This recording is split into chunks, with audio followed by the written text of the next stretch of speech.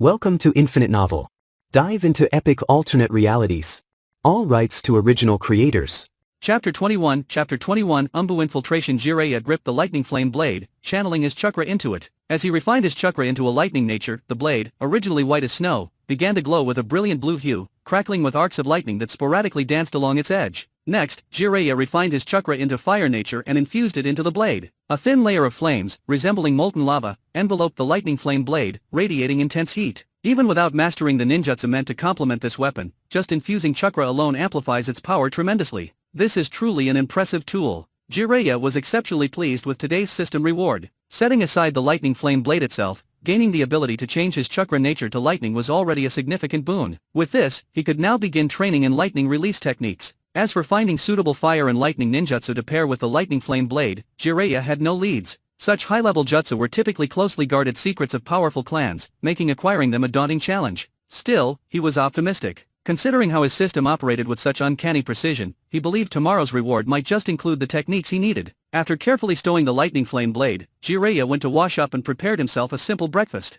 Once done, he headed to the training grounds to begin his rigorous routine. He had devised a strict training plan for himself: taijutsu training in the morning, followed by ninjutsu practice in the afternoon. Thanks to his sage body, Jiraiya was capable of enduring an exceptionally high workload. 1080, 1081, 1082. Jiraiya's sweat poured like rain as he performed one-handed push ups, his body never faltering as his palm struck the ground repeatedly. Though the intensity of his regimen was grueling, he relished the process. Feeling himself grow stronger with each passing moment was exhilarating, addictive, even. The day flew by, and by the time night fell, Jiraiya was immersed in practicing the Shadow Shuriken Jutsu. This A-rank ninjutsu was currently the only advanced technique he had fully mastered, and he was determined to elevate it further. After days of practice, Jiraiya had reached a point where he could produce 100 Shadow Shuriken at once, increasing the technique's lethality 100-fold. Yet, he wasn't satisfied. His goal was to refine the Shadow Shuriken Jutsu into something akin to a shuriken laser cannon. With his massive chakra reserves, courtesy of the sage body, anything less felt like a waste of his potential. As Jiraiya pushed himself harder, a shadow crept silently toward his home. This intruder was an Umbu member sent by Danzo to uncover the secret behind Jiraiya's rapid growth in power. Dressed entirely in black and foregoing the traditional rabbit mask, the ninja's stealth was unparalleled. His rank of Special Jonin placed him between the typical Chunin and Jonin, though his unique expertise often made him far more dangerous than most ordinary Jonin. The intruder's talent lay in stealth, aided by his summoning creature, a small black spider perched on his shoulder. Though the spider lacked combat ability, it could absorb and mask his unique chakra signature, making him nearly undetectable. "This damn door," the intruder muttered under his breath, his eye twitching as he observed Jiraiya's front door, a chaotic assembly of misaligned wooden planks, with gaps visible in various places. Though this wasn't his first time seeing the door, its haphazard design always made his obsessive tendencies flare. If not for the risk of alerting Jiraiya, he would have smashed the offending door to splinters himself. Who in their right mind would make such a ridiculous door? Far away, Tsunade sneezed abruptly, interrupting her evening preparations. "That idiot Jiraiya must be talking about me. I'll make him pay tomorrow," she grumbled, clenching her fist. Meanwhile, Jiraiya, oblivious to Tsunade's ire, was unaware of his misfortune. The intruder, watching Jiraiya's tireless efforts from a distance, couldn't help but feel a grudging respect. To train so diligently at this hour, impressive. Still, he cursed Danzo's paranoia. It was clear to him that Jiraiya's power stemmed from hard work, yet Danzo insisted on investigating further. Worse still, the assignment had disrupted the intruder's personal life. Having recently married a widow with boundless energy, the ninja was keenly aware that his frequent absences could jeopardize his relationship. "If this keeps up, I'll end up having her cheat on me," he thought bitterly, a vivid metaphor for infidelity that only deepened his annoyance. Shaking off his frustrations, the intruder steeled himself and began forming hand seals. Slowly, his body merged with the surrounding darkness. Invisible to all but the keenest observers, he slipped into Jiraiya's home with practiced ease. "Let's finish this quickly," he murmured, glancing at the shelves. His eyes gleamed with mischievous intent. "I've heard Jiraiya's got a collection of rare adult novels. Might as well grab a few volumes while I'm here. My wife would love exploring them with me." However, unbeknownst to the intruder, Jiraiya had already detected him. A smirk played on Jiraiya's lips as he stopped mid-practice. His intuition had been right. Danzo couldn't resist meddling. Having anticipated surveillance, Jiraiya had deliberately allowed the Umbu to observe his training. But breaking into his home was crossing the line. His personal collection of limited edition adult novels was irreplaceable. Losing even one would be unforgivable. Quietly, Jiraiya left the training grounds and headed toward his house. It was time to teach this trespasser a lesson. What the intruder didn't know was that Jiraiya had recently mastered the wind web jutsu. Though initially intended as practice, the technique had accidentally revealed the intruder's presence. Now, Jiraiya prepared to confront his unwanted guest and ensure his precious collection remained intact. Chapter 22 So eager to learn normally, once the rabbit-masked Umbu used his hiding with camouflage technique, combined with the summoning beast's ability to suppress its presence, even advanced sensory techniques wouldn't detect him. Take Jiraiya's wind release, wind web as an example. It was a low-level, entry-grade sensory ninjutsu. If the opposing ninja specialized in concealing their chakra, detecting them would be almost impossible. But Jiraiya was an exception. Thanks to the intense training he had undergone over the past few days, his sage body had awakened a new ability, detecting subtle chakra fluctuations in his surroundings and amplifying the effectiveness of sensory ninjutsu. To the rabbit-masked Umbu, his actions seemed completely hidden. Yet, in Jiraiya's eyes, the man shone like a beacon in the darkness, impossible to miss. Wow, look at all the stuff he stashed away.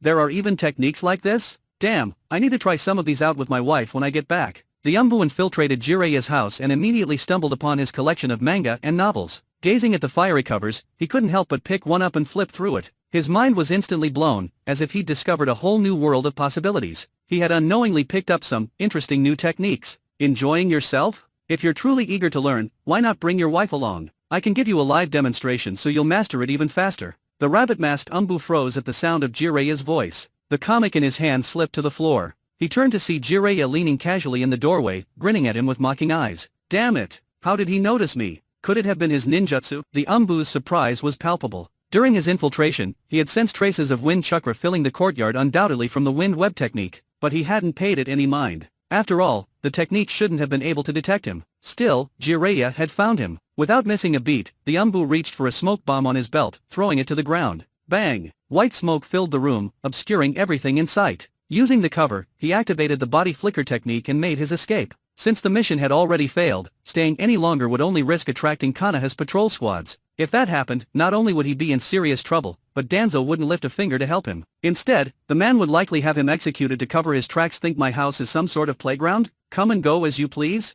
Not a chance. Jiraiya's cold laugh echoed as he activated his own body flicker technique, effortlessly keeping up. His enhanced sensory ability rendered the smoke useless. It might as well not have been there at all. He could see the Umbu's every move as clearly as daylight. The only reason he hadn't stopped the intruder inside was that he didn't want his house destroyed in the process. Unlike Yamato, Jiraiya couldn't whip up a new house with wood release after a fight. Impressive, the rabbit-masked Umbu muttered under his breath as he fled. To track me so precisely, he really is the third Hokage's apprentice. Initially, the Umbu thought Jiraiya had set traps inside the house that alerted him, but now, outside the village, it was clear that Jiraiya's ability to sense him came entirely from his own skills. Despite his frustration, the Umbu had no intention of engaging Jiraiya in combat. He bolted toward the village's outskirts, heading for the rendezvous point where his backup waited. You're in such a hurry. What's wrong? Going back to fetch your wife so I can demonstrate those moves for you. Jiraiya's teasing voice rang out behind him. You really are eager to learn, aren't you? But let me warn you, if your wife's ugly, I'm not interested. Two ordinary shuriken flew through the air toward the Umbu as Jiraiya mocked him. The Umbu leapt onto a tree branch, unsheathing his standard-issue Umbu katana in one fluid motion. With a sharp swing, he deflected the shuriken with ease. The fact that Jiraiya had followed him out of the village caught him off guard. Hearing Jiraiya's taunts only added fuel to his already simmering anger. Cocky brat. The last Chunin who dared speak to me like that, his grave's grass is already half a meter tall, the Umbu growled. With a burst of speed, he lunged at Jiraiya, his katana flashing in the moonlight. Clang! Sparks flew as the Umbu's katana met Jiraiya's shuriken, the clash resounding like a bell in the still night. Jiraiya grinned as he effortlessly blocked the strike. The last guy who talked to me like that? His grave doesn't even have grass, it's barren. With a light hop, Jiraiya put some distance between them. His taunting smirk remained, his confidence unwavering. When it came to trash talk, no one could beat Jiraiya. Chapter 23, what a weakling, are you saying you'd poison someone's grave? The rabbit-faced ninja blurted out, unable to suppress his astonishment. What a cruel method. The person was already dead, yet you wouldn't even let them rest in peace? No.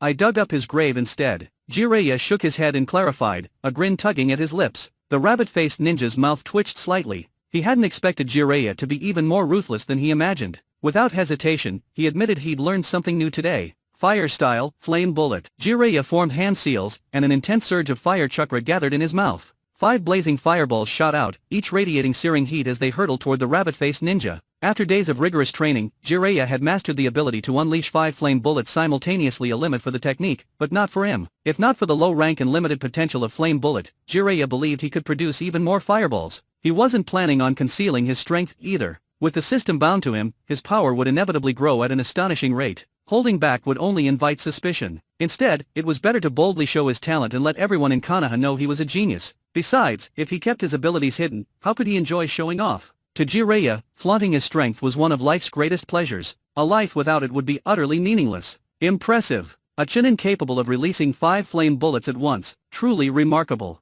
But against me, that won't cut it. Prepare to beg for mercy. The rabbit-faced ninja was no stranger to boasting either. He formed hand seals and suddenly disappeared from sight. Boom! The 5 fireballs crashed to the ground, creating a series of deafening explosions. 5 charred craters marred the earth, their edges scorched into glass by the intense heat. Jiraiya scanned his surroundings, only to find the rabbit-faced ninja had vanished from view. Without wasting a moment, he quickly formed new seals and exhaled sharply. Threads of wind chakra spread out from his position, extending into the area around him. From their brief exchange, Jiraiya had discerned that the rabbit-faced ninja excelled in stealth and ambush tactics. To defeat such an opponent, all he needed to do was pinpoint their location. Failing that, he'd be forced onto the defensive, whittled down bit by bit until he was defeated. In the world of Naruto, legends like Uchiha Shisui had carved their reputations with unmatched speed and the art of the body flicker technique. The rabbit-faced ninja before him was no Shisui, but his abilities demanded caution nonetheless. Using the combination of wind chakra and his sage body's sensory capabilities, Jiraiya soon locked onto the ninja's location behind him. A blade gleamed in the moonlight as it arced toward him in a diagonal slash.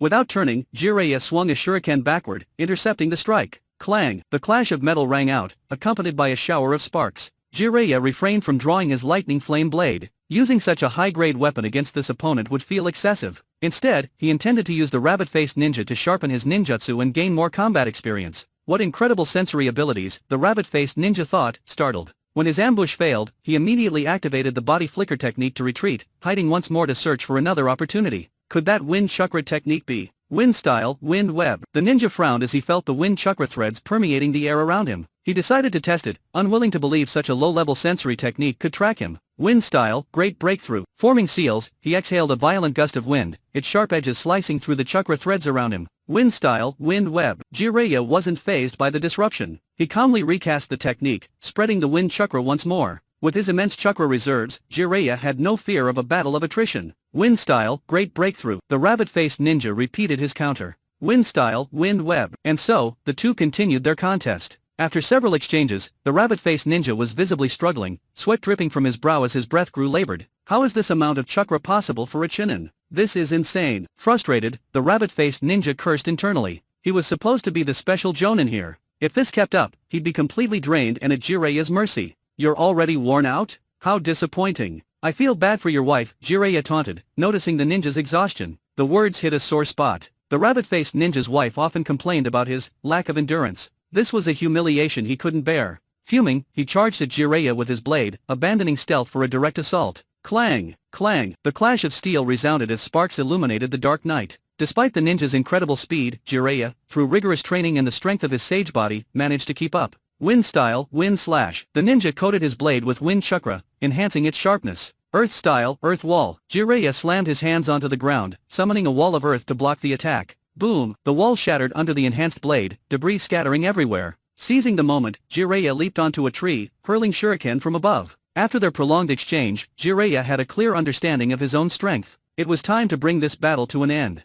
Chapter 24 I'm too soft-hearted. Jiraiya's blade cleaved through the earth-style wall, scattering debris everywhere. On the other side, the rabbit-masked Umbu saw a shuriken flying straight at him. Kid, why aren't you using ninjutsu? The masked ninja roared, frustration evident in his voice. He assumed Jiraiya resorted to a shuriken attack because his chakra reserves were running low. After all, any offensive ninjutsu would have been far more devastating than a single shuriken. Well, since you're so insistent. Jiraiya's lips curled into a sly grin. I'll grant your request. Shadow Shuriken Clone Jutsu. Jiraiya's hands moved in a blur, forming seals with practiced precision. The lone shuriken in midair suddenly multiplied into hundreds, filling the sky like a deadly storm. In that instant, Jiraiya's intent to kill was unmistakable. He had suspected the intruder to be an Umbu, but since the man had not revealed his identity, even killing him wouldn't lead to consequences from Konoha's higher UPS. This display wasn't just a tactic, it was a message. Jiraiya wanted to make it clear to Danzo any attempts to manipulate him would come at a steep price. The rabbit-masked ninja, about to deflect the lone shuriken, froze in disbelief as it split into countless copies. His pupils dilated in shock.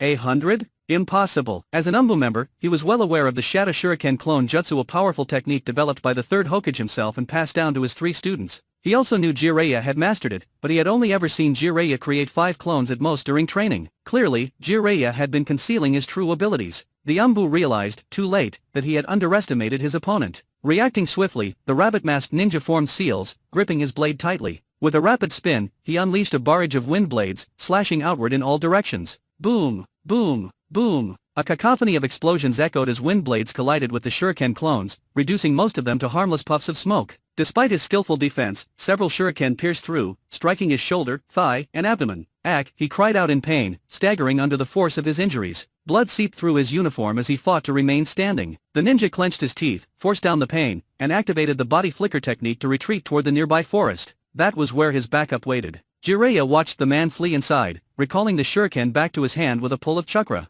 "Still not there yet," he muttered to himself. "The chakra infused in the clones isn't dense enough. If I'd perfected this, I could have pierced him clean through." He wasn't satisfied. To truly master the Shadow Shuriken clone jutsu, he needed more training. For now, though, he gave chase, sprinting after the injured Umbu. The rabbit-masked ninja knew he was outmatched. He cursed under his breath, fumbling for medical pills to treat his wounds. "Damn it, I thought this mission was just some easy retrieval. Who knew it'd turn into a death trap?" He finally reached the forest where his comrades were stationed. Their chakra signatures reassured him, and he slowed his frantic pace. Jiraiya, on the other hand, came to an abrupt stop. His sharp senses picked up 3 powerful chakra signatures approaching rapidly. "So, the cavalry's here," he mused, narrowing his eyes. The rabbit-masked ninja's change in pace confirmed his suspicion. He wasn't slowing because of his injuries, he felt safe now, knowing reinforcements had arrived. "They're all stronger than him," Jiraiya thought, his brows furrowing. Engaging all 3 would be reckless. Even if they wouldn't kill him outright due to his status as the Hokage student, they wouldn't hesitate to give him a harsh beating. "Guess I'll let him go this time."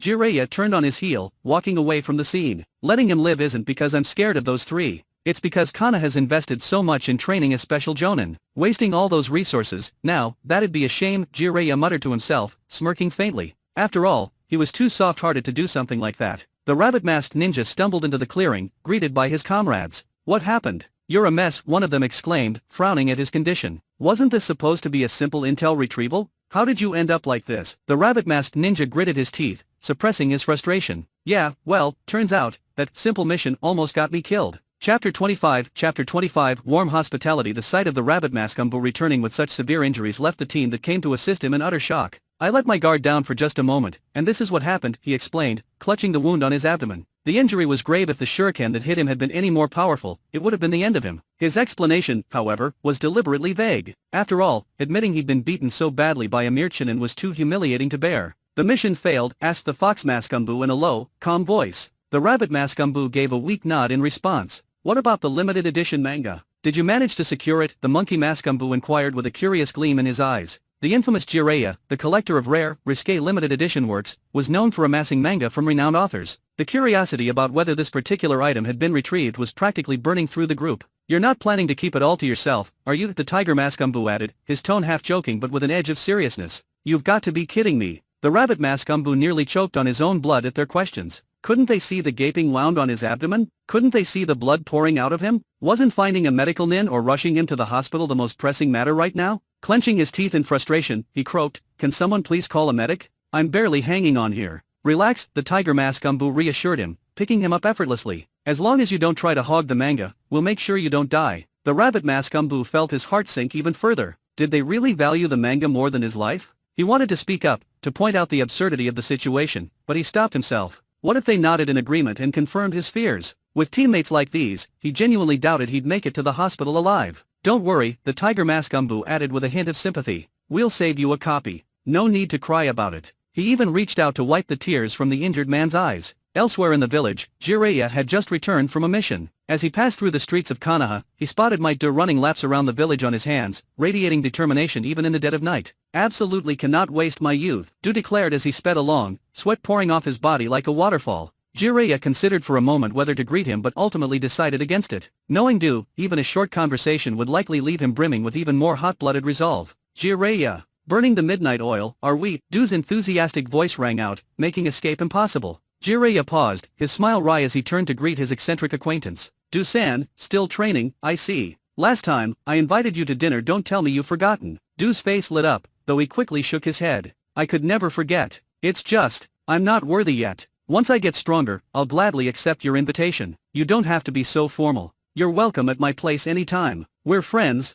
aren't we?" Jiraiya's grin widened, his tone warm and reassuring. Do nodded firmly. "Thank you, Jiraiya. But for now, I must keep pushing myself. I can't waste this precious youth. Before Jiraiya could respond, Do was off again, shouting something about running 100 laps around the village on his hands. Watching him go, Jiraiya chuckled to himself. If only Boruto had half as much spirit as this guy. Back at the Konoha Medical Hospital, the rabbit mask Umbu lay recovering in a private room. You failed such a simple mission and got yourself this badly injured? Pathetic, barked Danzo, his lone visible eye glaring down at the injured man. Danzo-sama, I accept full responsibility for my failure and am prepared to face any punishment, the rabbit mask Umbu said, kneeling despite his injuries. Danzo's gaze hardened. Explain. Why did the mission fail? Danzo-sama, it was Jiraiya, the Umbu admitted with a bitter expression. He used a wind release, wind web jutsu. It completely nullified my stealth technique. His voice was filled with disbelief. He had spent 5 years perfecting his hiding with camouflage technique, a technique capable of evading even the sharpest sensory ninja. It had earned him his rank as a Takebutsu Jonin and a place in the Umbu. It was his pride and joy, a technique that had even helped him win the heart of a beautiful widow. But against Jiraiya's basic jutsu, it had crumbled like paper. Interesting, Danzo muttered, his expression thoughtful. Could it be that he possesses a rare bloodline that enhances his jutsu? Danzo-sama, as far as I know, neither Jiraiya's parents nor his clan has any such bloodline. Unless... The rabbit mask Umbu hesitated. Unless his mother was unfaithful. Danzo's brow twitched. I knew his mother. She was an exemplary shinobi, not someone who'd disgrace her family. Don't assume everyone shares your wife's hospitality. The room fell silent, save for the quiet grinding of Danzo's teeth. Chapter 26, nothing worth mentioning. You really need to control your wife. She's far too hospitable. Every time you're out on a mission, she invites members of the Umbu to your house. They end up needing to lean against the walls just to walk back to HQ. This is affecting our unit's efficiency, Shinmura, Danzo reprimanded coldly. The rabbit-masked ninja felt like his head was glowing green, as if emitting a glaring light. He nearly burst into tears. Damn it. Do you think I want my wife to act this way? It's not like I have a choice. You're the one sending me on night missions all the time, leaving her alone at home. What do you expect? When your injuries heal, resume monitoring Jiraiya. Report his training progress every 2 days, Danzo commanded, his tone brooking no argument. In Danzo's mind, there was a high probability that Jiraiya possessed a special bloodline. While neither of Jiraiya's parents nor his clan had ever shown signs of one, it could simply be dormant. After all, not every member of the Uchiha clan awakens the Sharingan. It often requires external stimuli. It's entirely possible that Jiraiya's bloodline was recently awakened by some coincidence. Hiruzen, your eye for talent is as sharp as ever, Danzo muttered to himself with a hint of dissatisfaction. I'm already in this sorry state. Can't you give me an extended leave so I can spend some quality time with my wife? The rabbit-masked ninja pleaded, his voice filled with desperation. I advise against taking time off, Danzo replied curtly. In your current condition, staying at home might just leave you completely bedridden, courtesy of your wife. That's right. Your wife's a powerhouse. You can barely handle her when you're healthy. How do you expect to survive while injured? Chimed in another Umbu member following behind Danzo. I'm much sturdier than you, and even I have to hold onto the walls to get to work the day after visiting your house, another added, grinning mischievously. The group's teasing left the rabbit-masked ninja trembling with anger, his words caught in his throat. You, all of you. He could barely speak, his body shaking uncontrollably. We know you're grateful for us looking after your wife in your absence, someone teased. No need to get so emotional about it. That morning, Jiraiya finished washing up and eating breakfast before silently issuing a command in his mind. Sign in. Ding. Sign in successful. You've received the B rank fire release, Flaming Tiger technique. The system's prompt echoed crisply in Jiraiya's mind. Give me a detailed description of this technique, he thought. Jiraiya had never heard of this jutsu before. He wasn't sure if it was something created by the system or an obscure technique from the world of shinobi. After all, the vast number of jutsu in this world made it impossible to know them all. Still, he was quite pleased with today's reward. B rank techniques were considered advanced. Some smaller ninja villages didn't even have a single B rank jutsu in their arsenal. This technique requires ninja tools as a medium. It transforms them into flaming tigers that attack enemies, roaring and unleashing sonic waves to disrupt them, the system explained. As expected, this system was incredibly user-friendly. This particular jutsu could perfectly complement Jiraiya's Thunder Flame Blade, which further amplified fire-based techniques by a substantial margin, no less. With this synergy, the Flaming Tiger technique's power would rival that of an A-rank jutsu. Would you like to extract the Flaming Tiger technique now? The system prompted. Once extracted, you will master the technique instantly, without needing to train further. Yes, extract it, Jiraiya replied without hesitation. According to the system, extracting the jutsu would allow him to unleash its full potential immediately, no grueling training required. Truly a considerate system. If it had a physical form, Jiraiya would have considered finding it a reward, perhaps even kidnapping a chubby girl as a gift. He was sure the system would be moved to tears. Ding! Extraction complete, Flaming Tiger technique. A stream of information about the jutsu flowed into Jiraiya's mind, detailing every aspect of its execution. Satisfied with his new skill, he headed toward the training field behind the Hokage's office. Today, Sarutobi Hiruzen was scheduled to teach them something new. Never waste your youth, keep roaring, youth. As Jiraiya approached the Hokage's office, he spotted Might Do jogging on his hands. The sight made him pause. That man's dedication. If only his talent matched his efforts, he wouldn't have died so young, Jiraiya sighed. The world of shinobi was brutally realistic, a place where strength was dictated by bloodline and ancestry. Those born with talent and lineage were destined for greatness. For instance, Might Do sacrificed his life opening the 8 gates, only managing to take down 4 of the 7 ninja swordsmen of the mist, while 3 escaped. His son, Might Guy, however, was able to challenge the likes of Six Paths Madara. If it had been Guy opening the 8 gates against the 7 ninja swordsmen, none of them would have walked away. Such was the gap in their innate potential.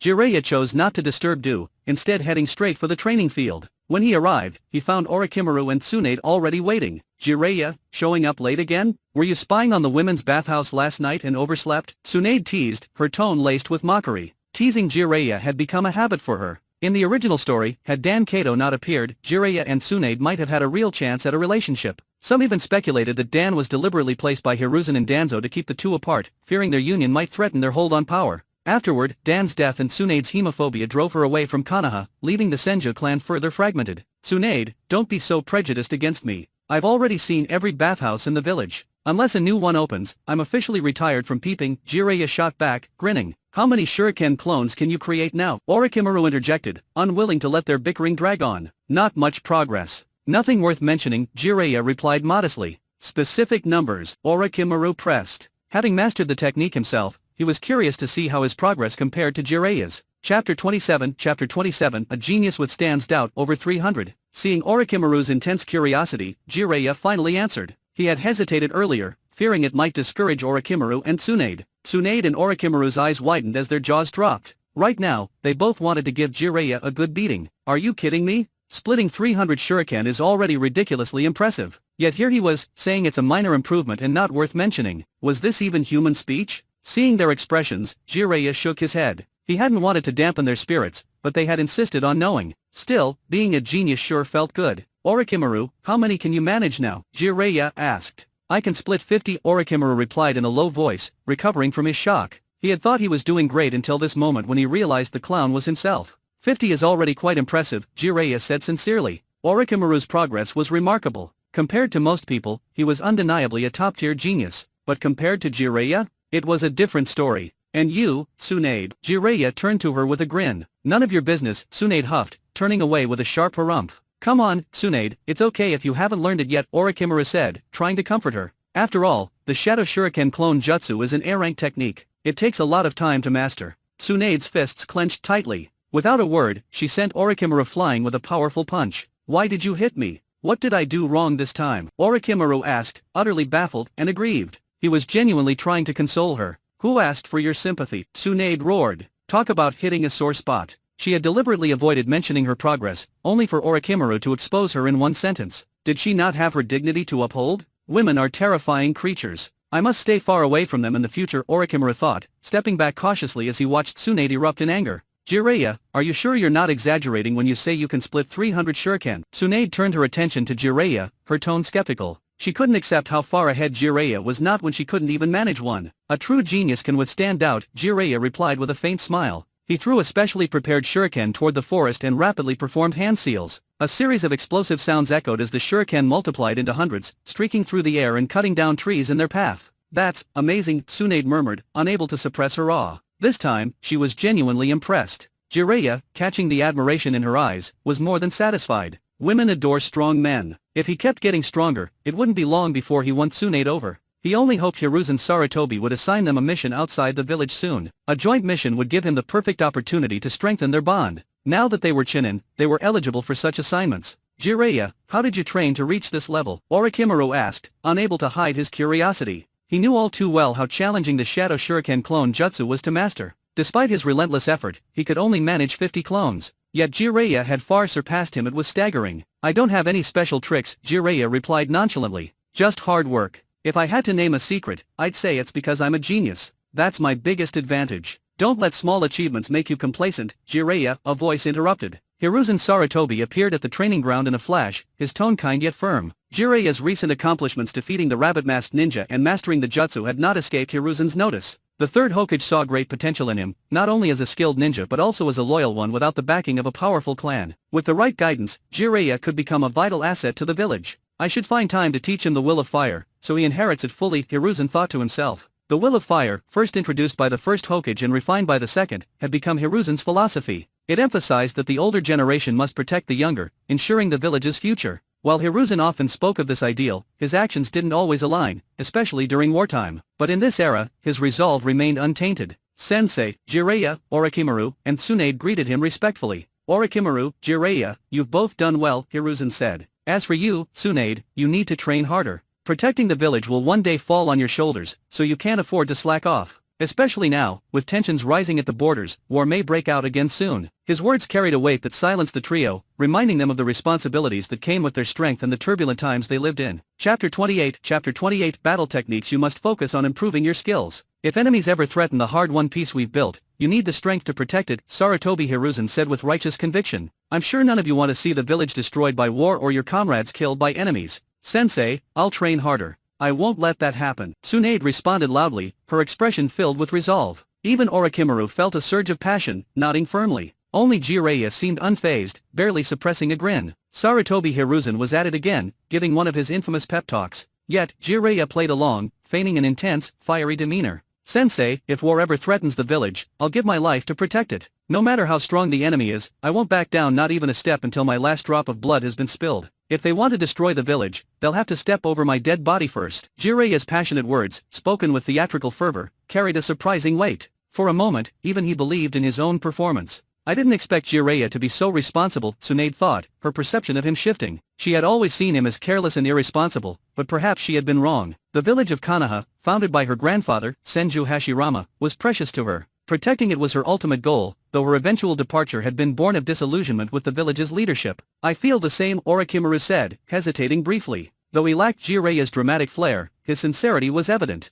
At this stage, Orochimaru had not yet been hardened by the horrors of war. He still held deep feelings for Konoha. With young people like you, the future of Konoha looks brighter than ever, Sarutobi Hiruzen said warmly. Such awareness of your duty is truly commendable. If all the new generation could be like you, our village would be in good hands. Sensei, you mentioned disturbances at the borders. Where exactly? Orochimaru asked curiously. At the border with the land of rain, Hiruzen replied. Jiraiya's expression shifted slightly. The second shinobi war was on the horizon. The major nations, struggling with stagnant economies, sought to expand their territory by annexing smaller nations. The land of rain, caught between the land of fire, the land of wind, and the land of earth, had naturally become the first target. The war would soon erupt over disputes among the great nations over their share of the land of rain. The tension was palpable, and Jiraiya felt a sense of urgency. It was clear they would be sent to the battlefield. In today's lesson, I won't teach you new jutsu. Instead, I'll show you practical combat techniques. These are the kind of skills that can save your lives in battle, so pay close attention, Hiruzen said, exhaling a puff of smoke. The daimyo of the land of fire had made his intentions clear. He wanted to invade the land of rain. Hiruzen, along with Danzo and other high-ranking officials, had already agreed. The war was inevitable, and Hiruzen was determined to prepare Jiraiya and his team for survival.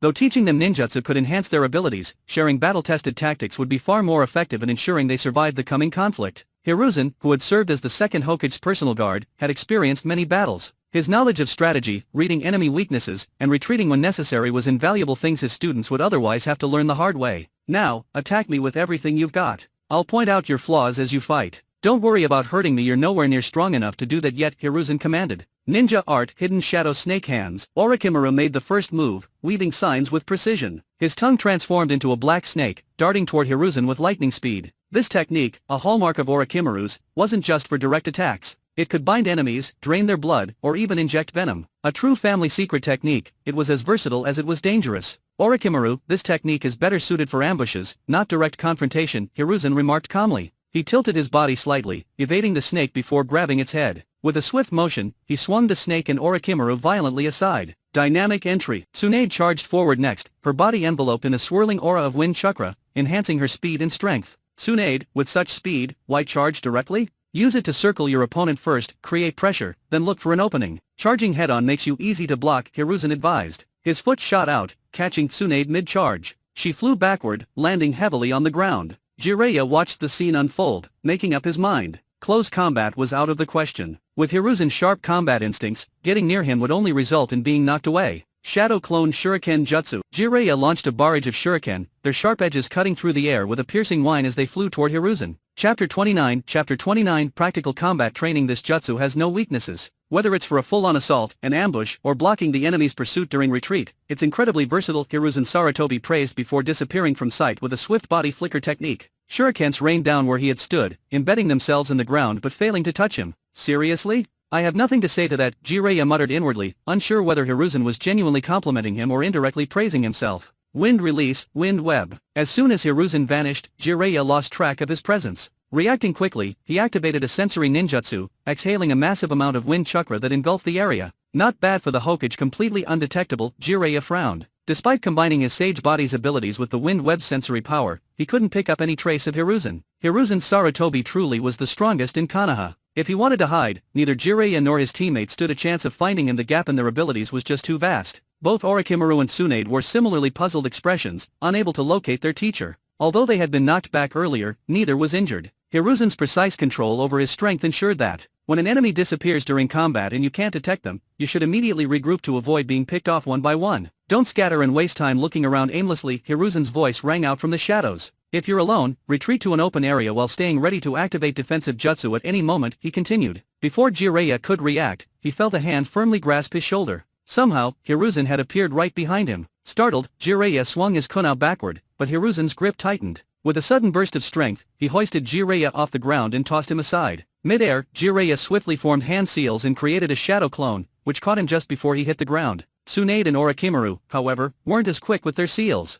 Both were knocked away by Hiruzen and landed heavily, their clothes now caked in dirt. The contrast between a dust-covered Tsunade and Orochimaru and a spotless Jiraiya was stark. Seeing Jiraiya's smug smile, they couldn't help but envy his speed at forming hand seals. At the very least, it saved him the trouble of washing his clothes. Well done, Jiraiya, Hiruzen acknowledged, genuinely impressed by his quick reaction. Thank you, sensei. Fire release, flame bullet. Both Jiraiya and his shadow clone formed seals simultaneously, launching a volley of scorching oil bullets toward Hiruzen. The shadow clone jutsu was truly ingenious, a creation of the second Hokage, Tobirama Senju. The clones possessed independent consciousness and combat ability, and when they were dispelled, their experiences and memories returned to the original. However, a shadow clone's strength was directly proportional to the chakra allocated to it, making it inherently weaker than the original body. Naruto's signature move, the multi-shadow clone jutsu, was a strengthened version of this technique, but it required a massive amount of chakra to execute. Using it recklessly without sufficient reserves could severely harm the user or even prove fatal. The ninja world was filled with countless forbidden jutsu, and half of them were the brainchildren of Tobirama Senju. If not for his creation of the Edo Tensei technique, the world wouldn't have become as chaotic as it was. Wind release, great breakthrough. Orochimaru quickly formed seals, exhaling a violent gust of wind laced with razor-sharp blades to augment Jiraiya's flame bullets.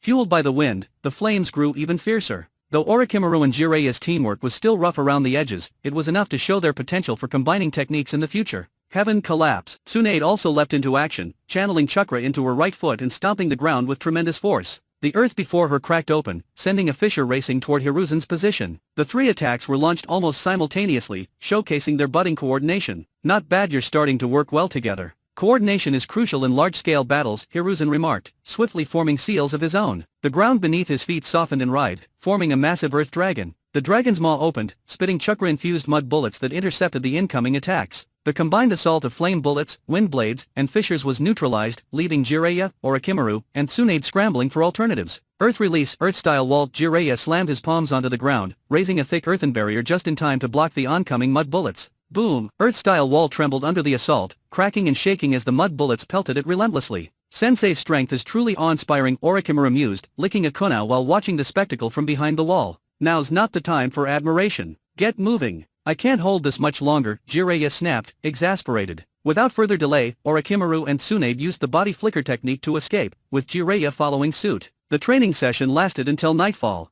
Throughout the day, Hiruzen spared no effort in passing on his hard-earned battle experience to his students. By the end, Jiraiya, Orochimaru, and Tsunade had not only improved their teamwork but also gained a deeper understanding of combat tactics. I hope what I taught you today will help you defeat your enemies and protect yourselves in future battles, Hiruzen said, puffing on his pipe. That's all for today. In 5 days, meet here at dawn. I have an important mission for you. Chapter 30, Private Tutoring. Understood, Sensei, Jiraiya replied. Despite his calm demeanor, he couldn't hide the excitement in his heart upon hearing about a new mission. Heading out on missions wasn't just an opportunity to contribute, it was also the best way to hone his skills. With his current abilities, as long as he didn't encounter elite Jonin or cage-level figures, he was confident in at least being able to retreat unscathed, even if he couldn't win. Given that they were only at the level of Chunin, Hiruzen Sarutobi wouldn't assign them anything beyond a B-rank mission. Anything higher would essentially be a death sentence. After all, even Jonin could die on A-rank missions, while S-rank missions were reserved exclusively for elite Jonin or cage-level shinobi. For now, the most they could expect was handling a B-rank mission. Nearby, Tsunade and Orochimaru lay sprawled on the ground, too exhausted to even speak.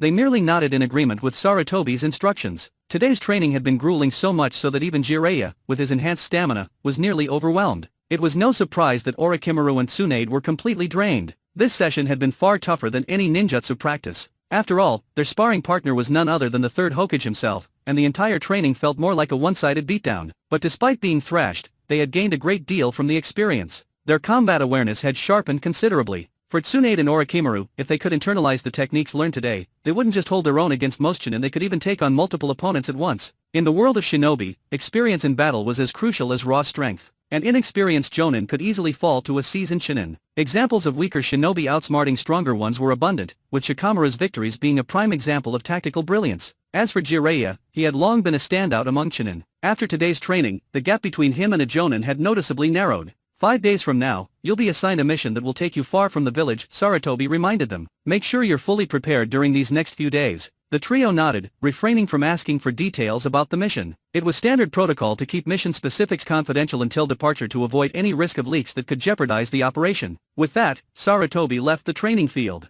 What do you think Sensei has in store for us? Tsunade asked, her eyes sparkling with excitement. As long as it's not some boring errand, I'm fine with it, Orochimaru muttered, licking his lips in anticipation. He, too, was looking forward to the challenge. Since graduating from the academy, their missions had been mundane, low-ranking D-rank assignments, finding lost pets or cleaning up garbage. It was mind-numbing work. One day, I'll be strong enough to crush you into the ground, just like Sensei does, Tsunade declared, glaring at Jiraiya. Hey, it's not my fault. Sensei was the one beating you and Orochimaru down, not me, Jiraiya protested. And yet, you're the one who got hit the least. It's only fair that I balance the scales, Tsunade said, hands on her hips, her tone brooking no argument. I can't believe I'm being punished for being stronger, Jiraiya thought, sighing in resignation. Tonight, dinner's on me, Tsunade announced, her usual boldness shining through. Neither Jiraiya nor Orochimaru hesitated, nodding eagerly. Both were perpetually broke, surviving mostly on village stipends and cooking their own meals. Eating out was a luxury they rarely indulged in. Tsunade led them to a high-end restaurant. Once seated, Jiraiya and Orochimaru wasted no time ordering dishes they could never afford on their own.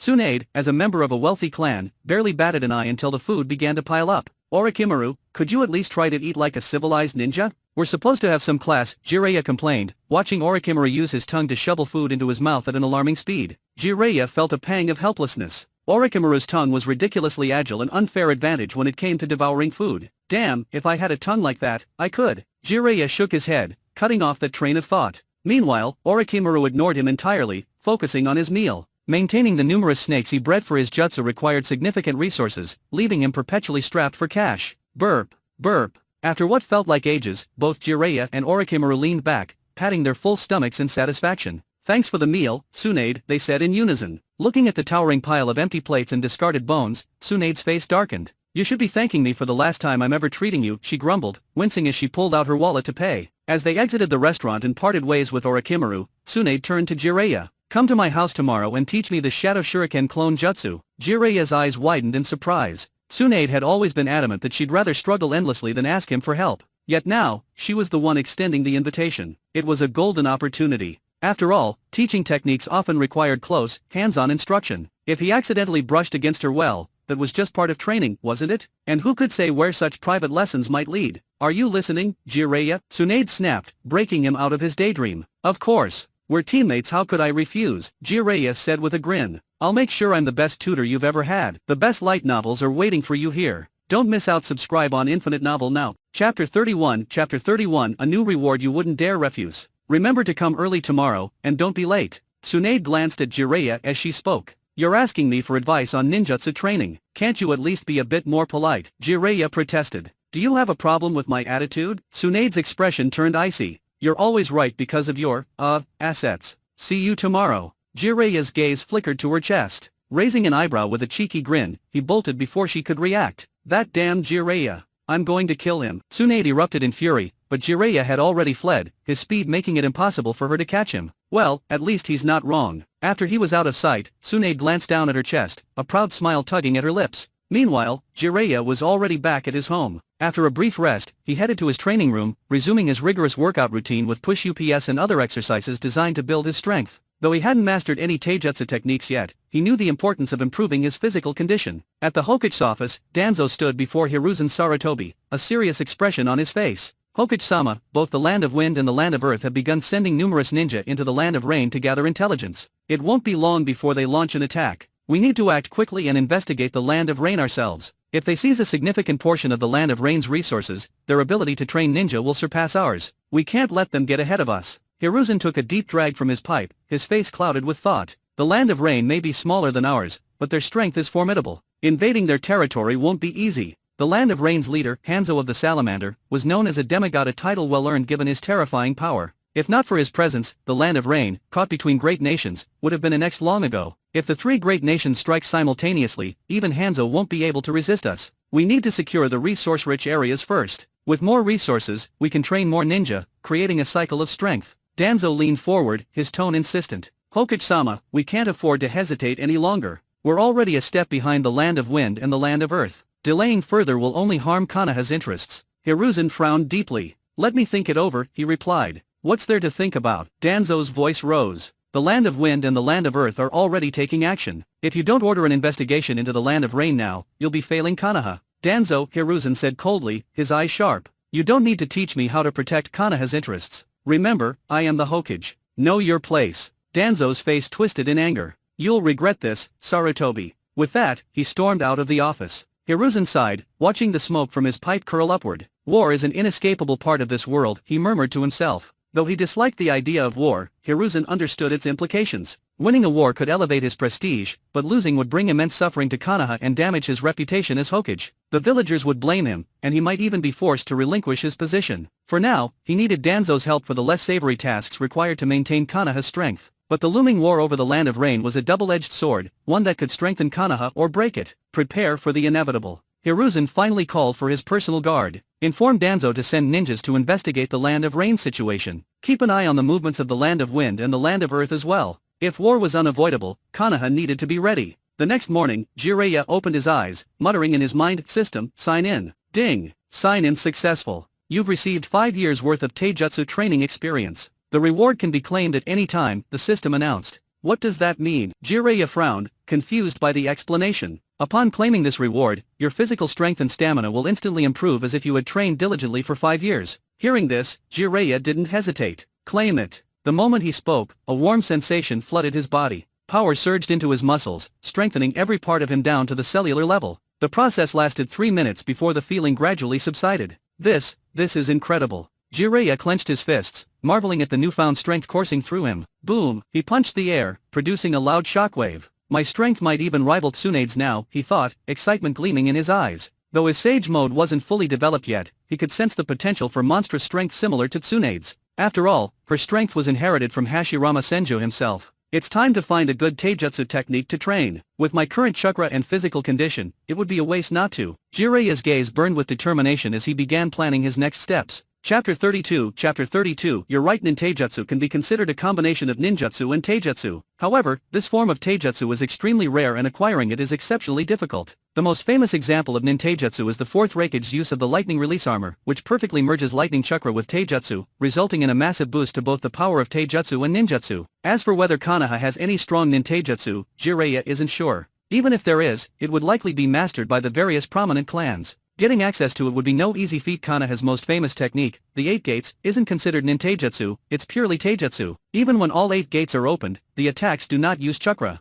They rely purely on the friction of taijutsu against the air. Attacks like Morning Peacock, Afternoon Tiger, and Evening Elephant don't contain any chakra-based properties. To be honest, the 8 gates is undoubtedly the strongest form of taijutsu, it's almost outrageously powerful. Jiraiya can only hope that system rewards him with ninjutsu. If not, he'll have to get it from Tsunade or Hiruzen Sarutobi. Tsunade's grandfather, the second Hokage Tobirama Senju, created countless jutsu, so there's a good chance she has access to ninjutsu. As for Hiruzen Sarutobi, coming from a prestigious family, he worked with Danzo to quietly eliminate many clans after becoming Hokage, accumulating a considerable amount of techniques and secrets. To get Tsunade's help, Jiraiya would first need to strengthen their relationship. The best way to do that? Subdue her completely, make her fall for him. As for Sarutobi, he would need to show more talent so that Sarutobi would be willing to invest resources in him. Once Jiraiya had his thoughts in order, he decided to visit Tsunade's house. If he left early enough, he could even score a free breakfast. As a member of the prestigious Senju clan, her family's meals would surely be extravagant. The Senju residence was located in the heart of the village, with a vast expanse of land.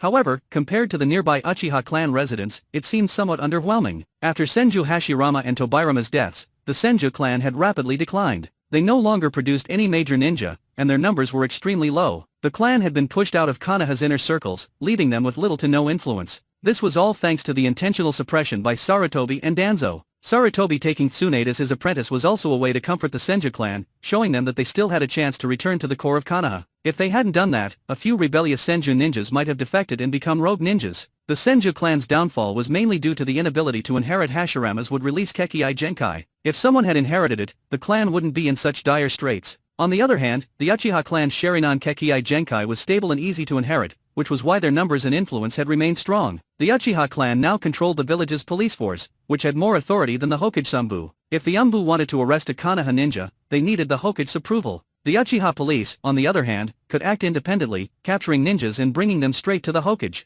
It was because of this overwhelming power that the Uchiha clan eventually faced annihilation at the hands of Konoha's higher UPS. The Senju and Uchiha were the two most powerful clans when Konoha was founded, but now the Senju had fallen so far that it was almost tragic. Arriving at Tsunade's house, Jiraiya noticed two civilians standing guard by the door. To be honest, having civilians guarding the entrance of the Senju clan's residence was a bit beneath them. The Uchiha clan, next door, had Shinin guarding their core members' homes. "I'm here to see Tsunade." Jiraiya approached and said. "Are you Jiraiya-sama?" one of the civilians asked politely, his tone full of respect. Jiraiya nodded. "Tsunade-sama has already given instructions. When Jiraiya-sama arrives, you can go right in." The civilian opened the gate and led the way with great reverence. Such a large courtyard, Jiraiya thought as he followed the civilian. After walking for a while, they were still in the front yard. The garden featured rocks, flowing water, pavilions, and lotus ponds, everything you could ask for. Compared to his own place, it felt like a paradise. "I really don't want to try anymore. Just sponsor me," Jiraiya couldn't help but think. After a while, the civilian led him to a training ground.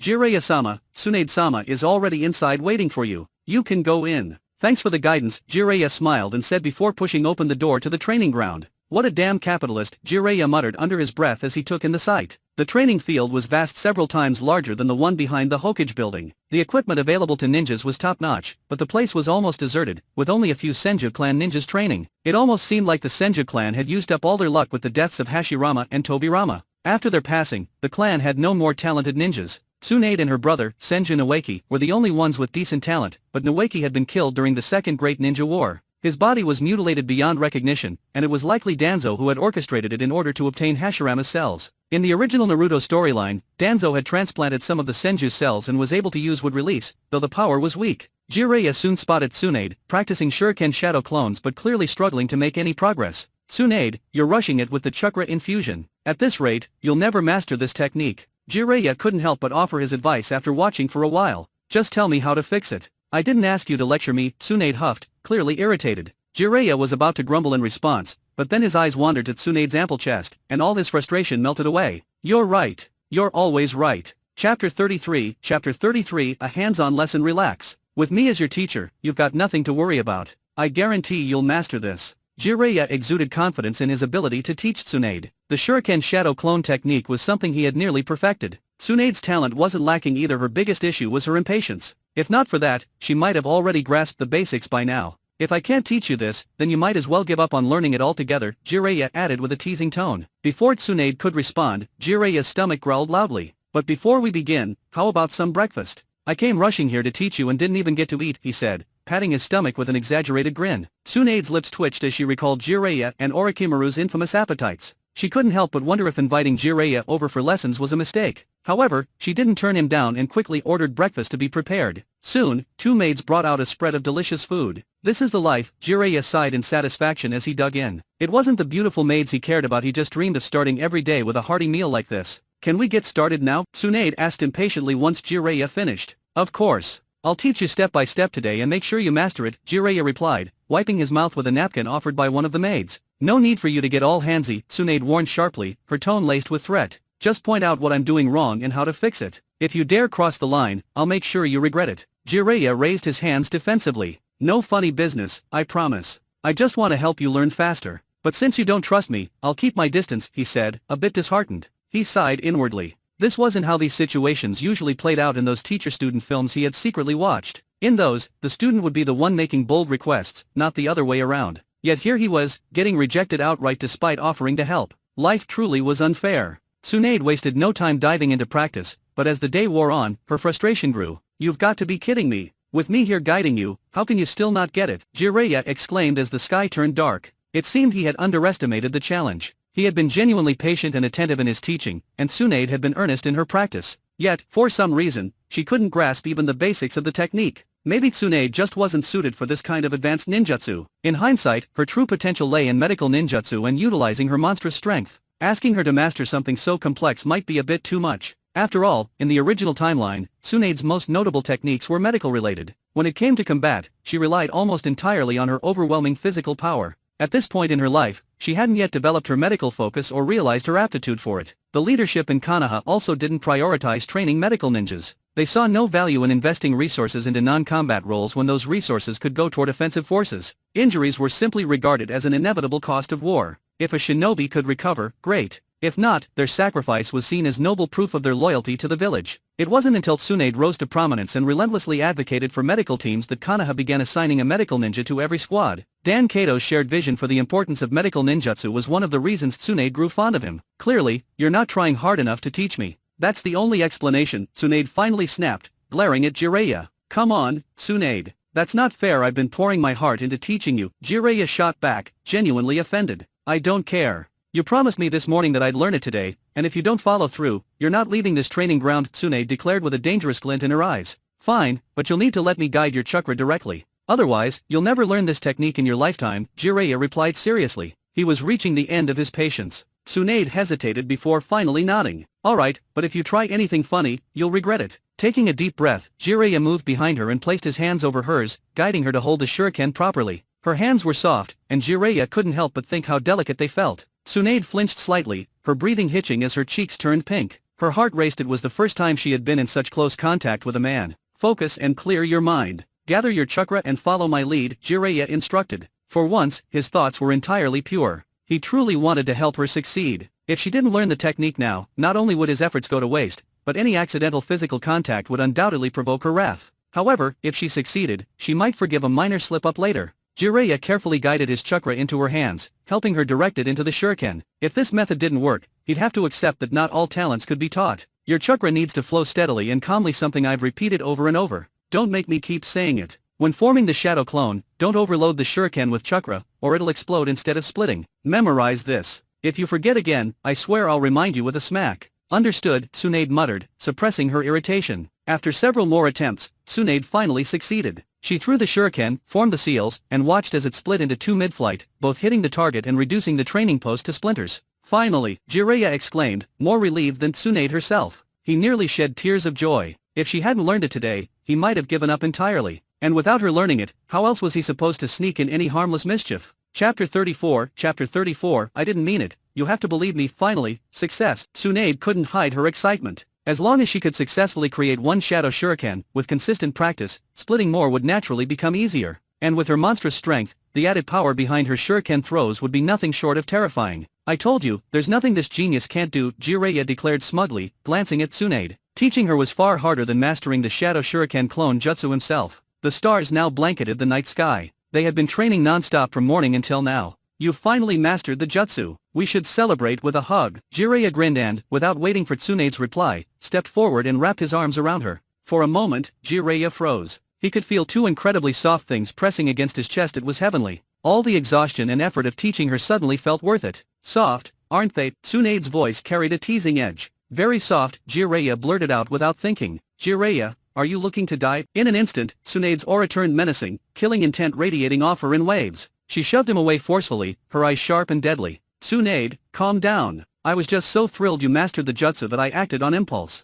I swear I wasn't trying to take advantage of you. You have to believe me," Jiraiya stammered, hastily explaining. Tsunade tilted her head slightly, the murderous aura vanishing as she gave him a sweet smile. "We're comrades, so of course, I'll believe you." Jiraiya let out a sigh of relief, but it was short-lived. His expression shifted the moment Tsunade's chakra surged to life. Tsunade roared, her figure turning into a blur as she charged at Jiraiya. Earth-style wall." Jiraiya's reaction was swift. Slamming his palms into the ground, he funneled Earth Nature Chakra into the terrain, raising a sturdy wall before him. Boom! The wall crumbled into rubble as Tsunade's strike shattered it effortlessly, a cloud of dust billowing around them. Jiraiya, I'm going to knock you into next week. Tsunade roared, lunging forward with a barrage of punches. But Jiraiya dodged them with ease. Thanks to his recent training and his sage body's enhanced reflexes, avoiding her attacks felt almost effortless. Tsunade, I swear I wasn't trying to take advantage of you. If I really wanted to, I could have just grabbed you when you were attacking me. Jiraiya sighed inwardly. If he'd known she'd still try to beat him senseless, he might as well have enjoyed the moment properly. Tsunade, however, wasn't in a forgiving mood. Ignoring his words, she continued her relentless assault. Well, if you're going to keep this up, I might as well use this as reaction training, Jiraiya muttered under his breath, dodging yet another punch. Tsunade, just give it up already. You're not going to hit me. The sun's about to rise, let's call it a night and get some rest. By the time dawn's first light peeked over the horizon, Tsunade was gasping for breath, her stamina nearly depleted. Meanwhile, Jiraiya remained as energetic as ever. Damn it! Why do you have so much stamina? Tsunade growled, frustration evident in her voice. Jiraiya chuckled. Honestly, Tsunade, I've answered this question so many times already. The reason's simple, I'm a once-in-a-generation genius. Jiraiya, Tsunade said, glaring at him between heavy breaths, if you were really trying to take advantage of me, there's no way you'd be able to dodge me so easily. I told you. I wasn't trying to take advantage of you, Jiraiya said, exasperated. Fine. I'll choose to believe you, Tsunade finally relented, collapsing onto the ground in exhaustion. Out of energy and out of options, she lay back on the grass, closing her eyes. Thanks for helping me train today, Jiraiya. If you ever need my help in the future, just let me know. I'll do my best to help you out. Lady Tsunade, you can count on me to take you up on that offer. I won't hold back if I run into trouble, Jiraiya said, lying down beside her casually. The training session had undeniably brought them closer. What kind of person do you think our sensei is? Tsunade asked suddenly. Jiraiya wasn't surprised by the question. With the Senju clan's current decline, it wasn't hard to imagine that some elders in the clan harbored resentment toward Hiruzen Sarutobi. Hiruzen was, after all, Tobirama Senju's student and had inherited the title of Hokage. For the Senju clan, it was hard to ignore the fact that their current treatment under his leadership was far from ideal. What do you think of him? Jiraiya deflected the question. I'm not sure, Tsunade admitted after a moment of silence. But I do know that the village is stable because of him. Stability isn't something one person can maintain on their own, Jiraiya replied, shaking his head. If not for the solid foundation built by the first and second Hokage, even Hiruzen in his prime wouldn't have been able to uphold the village's prosperity. Before long, Tsunade's soft breathing signaled she had fallen asleep. Jiraiya smiled faintly, removing his outer robe and gently draping it over her. Then, without making a sound, he left her home. Sign in, he murmured to himself upon returning to his own house. Ding! Sign in successful, a mechanical voice echoed in his mind. Reward, Universal Poison Mark. Details, Jiraiya requested. The Universal Poison Seal is a detoxification jutsu. If the host is exposed to any poison, this jutsu uses chakra to incinerate and expel it from the body instantly. The stronger the poison, the longer the purification process takes. Note, this jutsu is self-applicable only and cannot be used on others. Jiraiya raised an eyebrow. Despite its name, it wasn't a poison casting technique but a detoxification one. Still, it was extraordinarily powerful, capable of nullifying any poison. With the second shinobi war looming and the prospect of fighting the poison-wielding shinobi of Tsunagakure and Omegakure, this new skill significantly improved his chances of survival. Half smiling, Jiraiya couldn't help but think of Hanzo of the Salamander Omegakure's leader and a poison master who had earned the moniker demigod. This jutsu will definitely come in handy, Jiraiya muttered, a glint of confidence in his eyes. Chapter 35 Danzo's schemes. It had to be said his system was incredibly reliable. Whatever he lacked, the system provided. The Universal Poison Seal, classified under medical ninjutsu, was practically equivalent to an S-rank jutsu. Its only drawback was that it couldn't be used on others. Still, if he ever encountered Cho or Hanzo, it would undoubtedly leave them astonished. Whether it was Cho or Hanzo, their poisons had been the bane of Konoha's shinobi. During the Second Shinobi War, countless shinobi fighting in the Land of Rain had fallen victim to Hanzo's poison gas.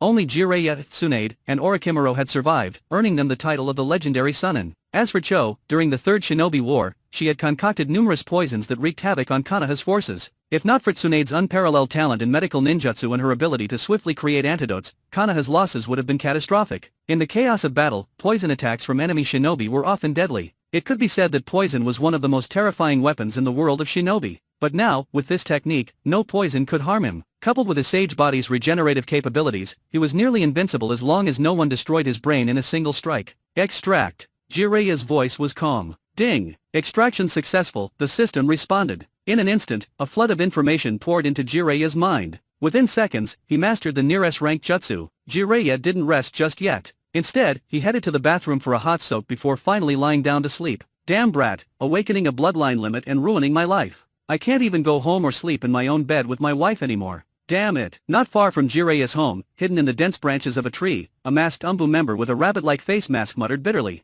Right now, his wife was probably entertaining other Umbu members, showing them her hospitality. Meanwhile, here he was, stuck monitoring Jiraiya. If I hadn't learned that cursed hiding with camouflage technique, I wouldn't be in this mess, he sighed, lamenting his life choices. Has Jiraiya shown any new abilities recently? The sudden voice startled the rabbit-masked ninja. He turned around to see Danzo, who had appeared behind him without a sound. Reporting to Danzo-sama, I haven't seen Jiraiya use any new abilities. However, he did visit the Senju clan compound yesterday morning and returned only a short while ago. What happened during that time? I couldn't find out, the rabbit-masked ninja replied respectfully. The Senju clan might have lost much of its former influence, but Umbu members weren't allowed to monitor them without the Hokage's explicit permission. Even approaching their compound was strictly prohibited. Danzo nodded. Starting today, you'll no longer be monitoring Jiraiya. Someone else will take over. Thank you, Danzo-sama. The rabbit-masked ninja's voice was filled with relief. Finally, he could go home and be with his wife. Don't get ahead of yourself. I'm not done. Danzo's voice was cold. You have a new mission. Take Team D and head to the Land of Rain immediately.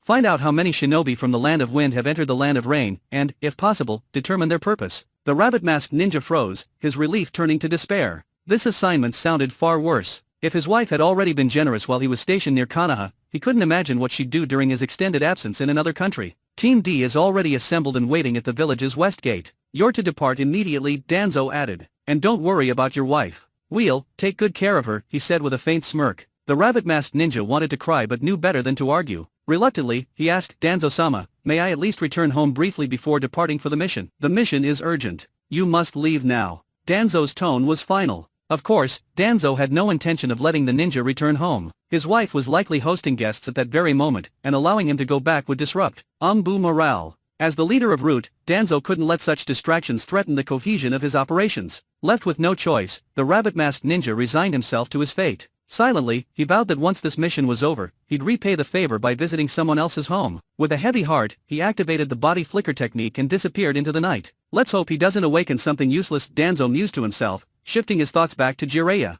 Danzo's true hope was that Jiraiya would awaken a powerful bloodline limit, something worth stealing. In the original timeline, Danzo was practically a researcher. He had secretly experimented on countless bloodline limits in pursuit of power, and his efforts had borne fruit. The Sharingan embedded in his arm and the Hashirama cells in his body were proof of his success. As a civilian-born ninja, Jiraiya was an easy target. Killing him and taking his body for research would be a simple matter. As for Hiruzen Sarutobi, Danzo had his own ways of dealing with him. Don't disappoint me, Jiraiya, Danzo thought coldly. If Jiraiya awakened a useless bloodline, Danzo wouldn't waste his time. But if it was something extraordinary, Jiraiya's fate would be sealed. Before long, another Umbu operative arrived to replace the rabbit-masked ninja. Keep a close eye on Jiraiya. The moment he uses any special abilities, report to me immediately, Danzo instructed. Yes, Danzo-sama, the new ninja replied dutifully. Satisfied, Danzo used the body flicker technique to leave. Watching Danzo disappear, the new Umbu operative couldn't help but feel envious. Chapter 36, Shopping is training. We've already dispatched 6 Umbu squads to gather intelligence in the Land of Rain, a voice reported in the Hokage's office.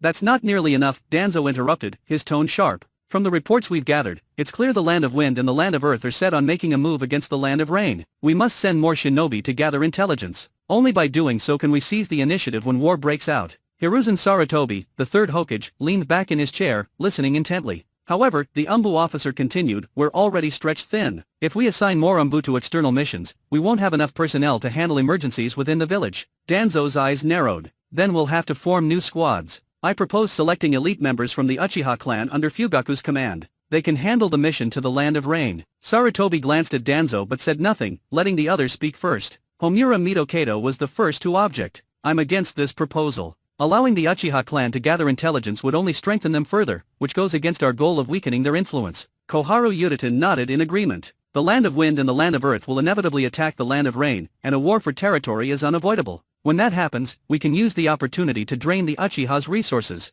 Sending them on missions now only lets them prepare in advance. That's the last thing we need. Both advisors made their stance clear, their voices calm yet firm. Danzo scowled but didn't interrupt. The Uchiha's current strength is already a concern, Homura added, his tone grave. If we give them access to sensitive information, it will only make it harder to keep their ambitions in check. Koharu crossed her arms. We mustn't let them act too early. They should remain in the dark until the war breaks out. Only then will they be forced into unfavorable situations that naturally reduce their numbers. Hiruzen exhaled slowly, the smoke from his pipe curling around him. Enough, Danzo, he finally said. I've made my decision. The Uchiha will not be involved in this mission. Danzo's frustration boiled over. You'll regret this, Sarutobi, he spat before storming out of the room. As the door slammed shut, Homura turned to the Hokage. Lord Hokage, aren't you being too lenient with Danzo? Perhaps it's time to remind him who's in charge. Kohara nodded in agreement. He's grown too bold. A little discipline wouldn't hurt. Hiruzen chuckled lightly. Let him play his games. As long as I'm here, he can't make a move I can't counter. In the end, no amount of scheming can outmatch true strength. Both advisors exchanged glances before bowing.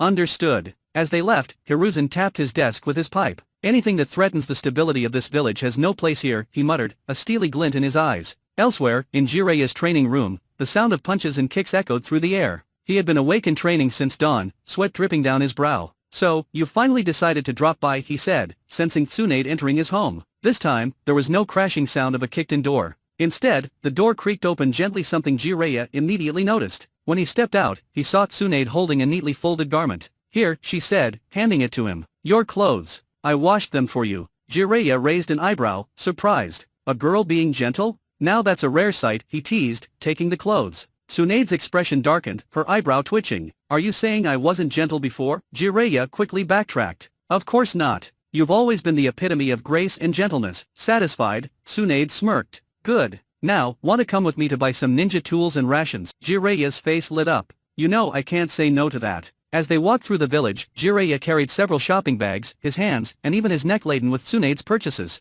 He sighed. Tsunade, are you sure this is about buying ninja tools? Feels more like I'm your personal pack mule. Tsunade chuckled, placing another bag in his hands. My father used to say that shopping with a woman is a form of training. So really, I'm helping you improve. You should thank me. Jiraiya opened his mouth to protest, but Tsunade grabbed his arm and grinned. We're not done yet. I plan to shop until sunset. Dragged into yet another store, Jiraiya sighed inwardly. I guess this is what married life might feel like, he thought, trying to console himself. Chapter 37, the first mission. Jiraiya, let's go buy some ninja tools. As night fell, Tsunade finally seemed satisfied after an endless shopping spree. Jiraiya and his shadow clone were now covered in bags from head to toe. It occurred to him that if he ever managed to win Tsunade over, mastering the shadow clone jutsu would be a necessity. Otherwise, there was no way he could carry all her bags. He even suspected that Tobirama Senju might have created the multi-shadow clone jutsu after accompanying his girlfriend on a shopping trip. Do you really need all these clothes? Can you even wear them all? Jiraiya asked curiously. Buying and wearing are two completely different things. Who said you have to wear everything you buy? Tsunade retorted.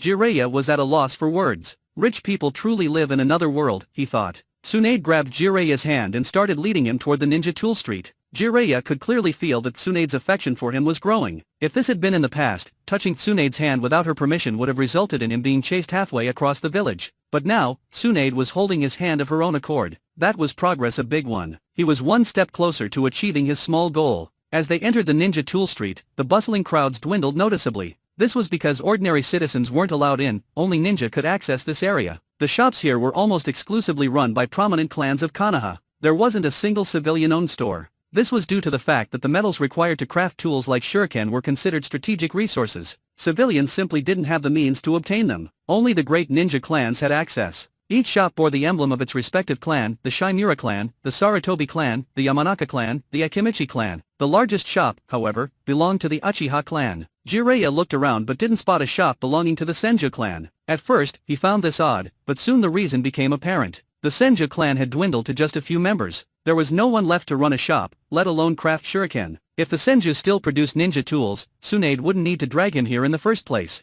Let's go to the Akimichi clan's shop, Tsunade suggested. Jiraiya nodded. The ninja tools forged by the major clans were fairly similar in quality, so it didn't matter much where they shopped. Tsunade and Jiraiya entered the Akimichi shop, which was connected to those of the Yamanaka and Nara clans. These three clans shared a close bond and were collectively known as the Inoshikacho Trio, a formidable faction with significant influence in Konoha's leadership. Welcome. How can I assist you? A middle-aged shinin from the Akimichi clan greeted them warmly. We'll need some standard ninja tools and a few ration pills, Tsunade said. This way, please. Everything you're looking for is over here. The shinin courteously led them to another counter, which displayed various basic ninja tools like shuriken, kunao, and senbon. Behind the glass, ration pills were neatly arranged. I'll take all of these tools and ration pills, Tsunade declared boldly. Jiraiya couldn't help but marvel at how great it must feel to be rich. The shinin, delighted by Tsunade's lavish spending, quickly packed the items into a storage scroll, a common ninja tool used to store non-living items. As disciples of the Hokage, you're entitled to a 20% discount at our shop, the Chunin said, announcing the reduced price. Being students of the Hokage had its perks, particularly when shopping at stores run by clans loyal to the Hokage. The Inoshikacho trio was especially staunch in their support of the Hokage, regardless of who held the position. Tsunade paid without hesitation and handed Jiraiya half of the storage scrolls. Jiraiya and his shadow clone, laden with bags, followed Tsunade back to the Senju clan's compound. After they unloaded everything, Jiraiya was about to leave when Tsunade suddenly grabbed his arm. She pulled out a wooden bracelet and held it out to him. "You've worked hard today. This is a gift I picked out for you. I won't let your effort go unrewarded," Tsunade said. Jiraiya took the bracelet and noticed that one of the beads was inscribed with the character Tsunade's name. He was surprised. Was this her way of claiming him as hers? Could it be that Tsunade secretly liked him already? "Why aren't you putting it on? Don't tell me you think it's ugly. Are you doubting my taste?" Tsunade said, frowning. "Of course not. I just wasn't expecting you to give me a gift," Jiraiya said as he put on the bracelet. "Humph. This is the first time I've given a guy a gift, so you'd better appreciate it," Tsunade said, a little shyly. Jiraiya and Tsunade chatted for a while longer before parting ways. "Seems like my small goal isn't so far off after all," Jiraiya said to himself, smiling as he glanced at the bracelet on his wrist. "System, sign in," Jiraiya said early one morning after waking up.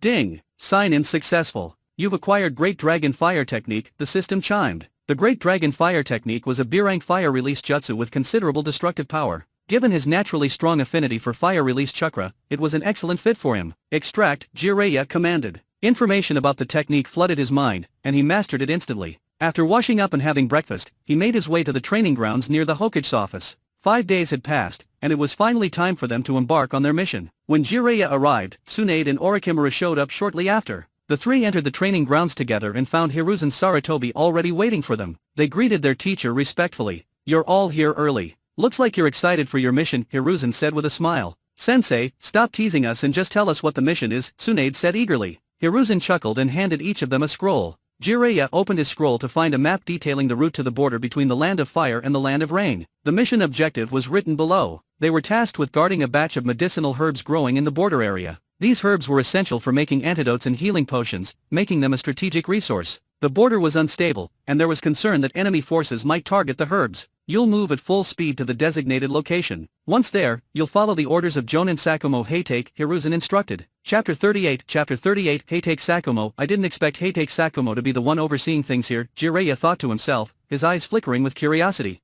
Heitake Sakumo was a prodigy of Konoha. Though only a few years older than them, he was already a Jonin, and rumors suggested he was not far from reaching the level of an elite Jonin, a truly formidable presence. He was also the father of Heitake Kakashi. Kakashi's remarkable talent was undoubtedly due to inheriting Sakumo's exceptional genes. Yet, despite his brilliance, Heitake Sakumo was a tragic figure. His contributions to Konoha were immense, with countless victories under his belt. Enemies respected him as the White Fang of Konoha, a name that inspired terror during the Second Shinobi War. And yet, such a genius ninja ultimately perished at the hands of his own people, a fate as heartbreaking as it was lamentable. Sakumo had chosen to abandon a mission to save a comrade, an act of compassion that should have been celebrated. But when he returned to the village, he was met with scorn and misunderstanding. Even the comrade he had saved turned against him, blaming him for the failure of the mission. Not a single person stood up to defend Sakumo. Overwhelmed by despair and disillusioned with the village he once loved, Sakumo ultimately took his own life. The root of his downfall lay in his immense popularity among civilians. His reputation had grown so high that it threatened the ambitions of others, making him a target of secret manipulation. It was highly likely that Danzo and the Third Hokage played a role in stirring public opinion against him. Without their interference, it was unthinkable that so many would turn on him for choosing the lives of comrades over the success of a mission. Sacrificing a mission to save a teammate was not a shameful act, it was the essence of what it meant to be a ninja. "Set out now," Hiruzen Sarutobi instructed.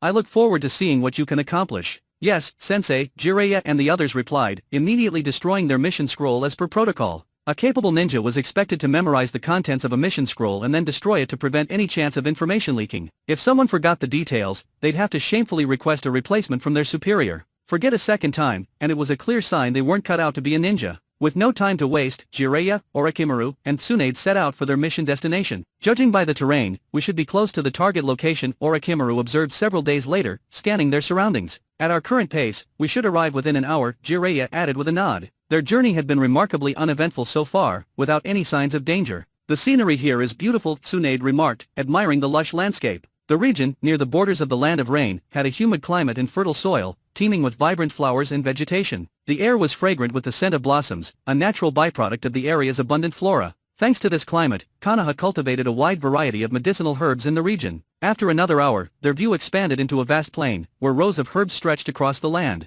The air was thick with the smell of medicine. Scattered across the plain were small wooden huts and a handful of Konoha shinobi patrolling the area. "We've finally arrived," Tsunade sighed, wiping the sweat from her brow. The long journey had left them exhausted, and the monotony of travel had been particularly draining. Before they could approach the plain, a Konoha ninja spotted them and rushed over. The man, a middle-aged shinin, wore a uniform adorned with the symbol of the Sarutobi clan and nimble monkey embroidered on his sleeve. He stopped at a safe distance, his stance guarded as he eyed the group warily. "We've been sent by the Hokage to provide reinforcements. Here are our identification papers," Jiraiya explained, tossing the documents to the Chunin. After carefully verifying their authenticity, the man relaxed and broke into a smile. "I didn't expect the Hokage to send reinforcements, especially as 3 disciples. Welcome. I'm Sarutobi Jiro. Let me take you to meet Captain Sakumo." "Thank you for your guidance," Jiraiya replied. The group followed Jiro toward one of the simple wooden huts. "Captain, the reinforcements from the village have arrived, the Hokage's personal students," Jiro announced, knocking lightly on the door. The door creaked open, and a man stepped out. He wore a white ninja uniform, with a short blade strapped to his back. "So, the Hokage sent you, huh?" Heitake Sakumo sighed, rubbing his face. "This is going to be troublesome." With the border situation so unstable, the presence of the Hokage students only added pressure. If anything happened to them, the consequences would be dire. "Don't underestimate us, Captain. We won't be a burden," Jiraiya declared, his expression darkening at the perceived slight. Sakumo's casual dismissal was clear, and it stung. Given his reputation as a genius ninja, it wasn't surprising that Sakumo carried a certain air of arrogance. His prowess had earned him the title of Konoha's White Fang, and some even whispered that his strength rivaled that of the third Hokage. For someone like him, confidence was inevitable. Chapter 39, The Eye of Insight. After issuing the orders, Sakumo Heitake returned to the house. "Don't take it personally. Captain Sakumo is always like that. He's got a good heart, truly warm, but he's just not great at expressing himself," Sarutobi Jiro said, attempting to lighten the awkward atmosphere with a forced chuckle. Jiraiya already knew that Sakumo wasn't a bad person. If he were truly malicious, he wouldn't have taken his own life. Instead, he would have wielded the White Fang blade and cut down the comrades he had once saved. Had Sakumo Heitake done that, there would have been very few in Konoha capable of stopping him. Unless the third Hokage personally intervened, defeating Sakumo would undoubtedly come at a heavy price. One could argue that Sakumo was a man deeply brainwashed by the will of fire. Otherwise, he wouldn't have abandoned a young Kakashi to commit suicide. Instead, he might have defected from Konoha and sought vengeance against the village. "Our patrol mission is both incredibly simple and impossibly difficult," Sarutobi Jiro explained. "If we encounter no enemies, it's just a stroll in the woods. But the moment we face adversaries, we must be prepared to stake our lives in battle. This area borders the land of rain, far from the village. These herbs have been steadily maturing and are incredibly valuable resources. It's likely that certain ill-intentioned individuals will target them. Our primary duty is to ensure the safety of these herbs until the villagers finish harvesting them and transport them back to the village. That's why patrolling is non-negotiable. We must remain vigilant against any enemy intrusions. Our designated patrol area is along the border with the land of rain. I'll now guide you through our assigned patrol zone," Sarutobi Jiro said to Jiraiya and the others. They nodded in agreement and followed him to the border. Before long, they became familiar with the area they were responsible for patrolling. "During patrols, you must never cross the border," Sarutobi Jiro said with a stern expression. "Crossing the border could provoke a war between two nations, with disastrous consequences. Remember that well. As ninja, we are effectively the military of our nation. Entering foreign territory without authorization is a provocation and could easily escalate into war, especially with nations that won't tolerate such actions. Of course, entering another nation through official channels is a different matter. Jiraiya, Tsunade, you two can rest now. I'll take Orochimaru on the first patrol," Jiro instructed. "One day, I'll knock Sakumo flat on his back," Tsunade declared, punching the air as soon as Jiro was out of earshot. It was clear she was still upset about Sakumo's attitude toward them. To be honest, pinning Sakumo to the ground would be no easy feat for Tsunade. "Jiraiya, the view over there looks nice. Come with me to check it out," Tsunade said, pointing to a distant spot after venting her frustration. Jiraiya nodded. Sarutobi Jiro and Orochimaru had just started their patrol, and it would take them a while to complete their route. Though their patrol area wasn't vast, they needed to traverse it repeatedly to ensure thorough coverage. Tsunade tugged Jiraiya along toward the direction she had pointed out. Soon, they arrived at a field of flowers, vibrant with life and teeming with butterflies. "This place is so much prettier than the village," Tsunade said happily, her eyes sparkling as she chased after the butterflies. "It is beautiful," Jiraiya agreed, lying down on the grass and watching her with a smile. "Isamu said there's a high chance of war breaking out here. If that happens, these beautiful sights may not survive the destruction," Tsunade said, her voice tinged with melancholy as she gently lifted a butterfly with her finger. Senju Isamu, the grandson of Senju Kawarama. His strength was second only to Sakumo Heitake's. A master of water release, he was said to have inherited the second Hokage's talents. Unfortunately, during the Second Great Ninja War, he perished under the siege of Iwagakure forces. Then we must grow stronger to protect everything we find beautiful, Jiraiya said with determination. You're right, Jiraiya. We'll grow stronger together and safeguard what's dear to us, Tsunade said, nodding as she released the butterfly back into the air. Jiraiya, there's a lake ahead. I'd like to take a bath. Keep watch and make sure no one approaches, Tsunade said suddenly. After days of traveling, she was eager to freshen up, having worked up a sweat along the way. And what if I decide to peek? Jiraiya asked with a mischievous grin as he sat up. If you dare peek, I'll break your third leg, and then you'll truly have no choice but to only look, Tsunade retorted, shaking her fist in warning before heading toward the lake. Getting closer to my little goal, Jiraiya thought to himself with glee. Tsunade's trust and affection for him had been steadily growing, and he wasn't about to mess that up. Despite his lecherous nature, Jiraiya had his principles. He wouldn't stoop to being sleazy. Lust and depravity were two very different things. System, extract the rewards from the past few days, Jiraiya said internally as soon as Tsunade was out of sight. The rewards he had accumulated during their travels were still stored in the system's space. Among them was a 7-day reward that he was particularly excited about, an S-rank detection jutsu called Eye of Insight. When activated, the Eye of Insight allowed the user to perceive chakra flows within a 5-kilometer radius and even see an enemy's chakra network. Similar to the Byakugan in some ways, its detection abilities were exceptional. However, it also had a unique advantage, immunity to any genjutsu below S-rank, a feat the Byakugan could not achieve. Every 7-day reward from the system was incredibly valuable, significantly boosting Jiraiya's strength. Paired with his sage body's sensory abilities, the Eye of Insight made it nearly impossible for any jutsu to escape his notice. As for the daily rewards, they were mostly common ninjutsu and less noteworthy. Jiraiya wondered if the Eye of Insight would someday be passed on to his descendants, forming a new Kekki-Eye Genkai. Ding! Extraction complete, the system chimed. In an instant, Jiraiya had mastered several new jutsu. Should I test the Eye of Insight's capabilities? Jiraiya mused, glancing toward the lake where Tsunade had gone, but he quickly shook his head. He was a disciplined ninja and wouldn't misuse his abilities inappropriately. Suddenly, a scream echoed from the direction of the lake. Chapter 40 Enemy Attack, Inside Eye, Activate. Without hesitation, Jiraiya focused his chakra into his eyes. A warm sensation surged through them, and in an instant, he could see past all obstacles ahead. He froze, eyes locking onto a startling scene. Tsunade stood by the lake, utterly unadorned, her skin glowing. On the lake's surface, colorful, luminous insects fluttered gracefully, creating an enchanting view. So big, so white. Jiraiya felt his pulse race as his gaze lingered on Tsunade's flawless figure. Her captivating curves and alabaster skin radiated an irresistible allure. His initial tension melted away. It turned out Tsunade's earlier exclamation wasn't out of danger but from awe at the natural beauty before her. Relieved, Jiraiya realized his concern for her safety had been unwarranted. With a soft splash, Tsunade stepped into the lake, her long legs cutting gracefully through the water. I'm not peeping, not really, Jiraiya muttered, withdrawing his chakra and deactivating his technique. Still, the image of Tsunade's figure lingered in his mind, tempting him. He shook his head, forcing himself to refocus. As a proper ninja, he couldn't let himself be distracted like this. Time spent here was too precious to waste. Their relationship was blossoming quickly, and Jiraiya knew better than to jeopardize it. He lay back on the grass, closing his eyes to rest. He had already scanned the area with his inside eye and confirmed no threats nearby. Jiraiya, this place is stunning. Promise me, you'll bring me here every year from now on. Tsunade's voice broke the tranquility as she returned, now dressed and visibly delighted. Jiraiya sat up, spitting out the grass stem he'd been chewing. Won't you get bored of it eventually? Even the most beautiful scenery loses its charm when you see it too often. And what about me? Tsunade teased, a playful glint in her eyes. Will you get tired of looking at me too? Of course not, Jiraiya replied without hesitation. You're far more captivating than any scenery. Flowers and grass stay the same, but you're endlessly fascinating. Tsunade raised an eyebrow, a mix of skepticism and amusement. Where do you come up with lines like that? How many other women have you used them on? I'm just being honest, Jiraiya said smoothly. Besides, you know my standards. Ordinary girls don't even catch my eye. A small smile tugged at Tsunade's lips as she turned to head back toward their camp, clearly pleased despite herself.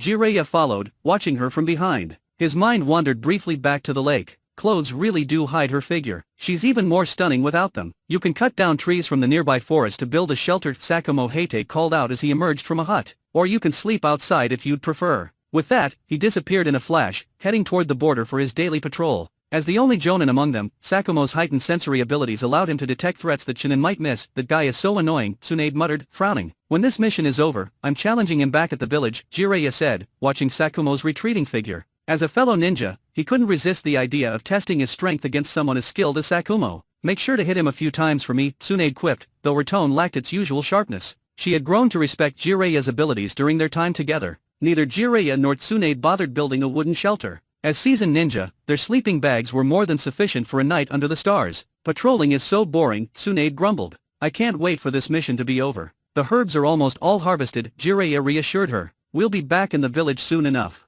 Their routine patrols had been uneventful for days, the monotony weighing on them. But suddenly, Jiraiya froze, his expression turning serious. Tsunade, go find Sakumo now. A large group of rain ninja is heading this way. Tsunade blinked, startled. What? Are you sure? Jiraiya didn't answer immediately. Instead, he focused his sage physique's heightened sensory abilities, detecting faint traces of chakra approaching from the rain country's direction. Activating his inside eye, he saw a group of over a dozen ninja moving swiftly toward their location. Their chakra levels were alarming. Most were elite Chunin, and at least 2 were Jonin level. They're coming for the herbs, Jiraiya muttered, his mind racing. This wasn't just a raid, it was an attempt to eliminate them entirely. With only 10 Konoha ninja guarding the herbs including 3 elite Chunin and 1 Jonin, they were vastly outnumbered. Tsunade, go, Jiraiya urged. I'm not joking, their strength is no joke. Tsunade hesitated, her brow furrowed. She hadn't seen Jiraiya use any jutsu, so his sudden urgency confused her. Unlike the Sharingan or Byakugan, the inside eye didn't require hand signs or visible changes. You're not coming with me, she asked, her voice tense.